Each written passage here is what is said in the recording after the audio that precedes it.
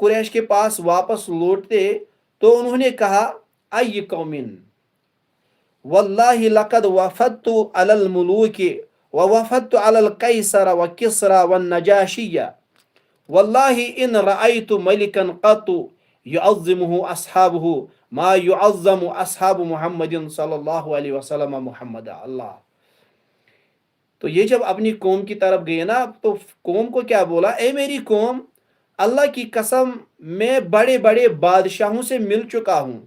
میں نے قیصر و کسریٰ نجاشی جیسے بادشاہ دیکھے ہے، لیکن اللہ کی قسم میں نے کوئی ایسا بادشاہ نہیں دیکھا جس کی اس کے ساتھی اتنی تعظیم کرتے ہو جتنی تعظیم محمد صلی اللہ علیہ وسلم کی ان کے ساتھی کرتے ہیں. تو آگے اس حدیث میں کیا آتا ہے، واللہ ان یتخنم نخامتا الا وقعت فی کف رجل منہم فذلک فدلک بها وجہہ وجلدہ.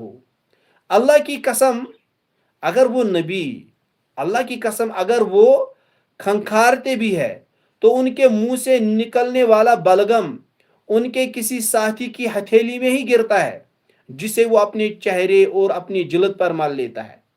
اور جب کوئی حکم جاری کرتے ہیں تو ان کے ساتھی فوراً اس پر عمل کرتے ہیں، اور جب وہ وضو کرتے ہیں تو ان کے ساتھیوں میں سے ہر ایک کی کوشش ہوتی ہے کہ وضو والا پانی اسے مل جائے.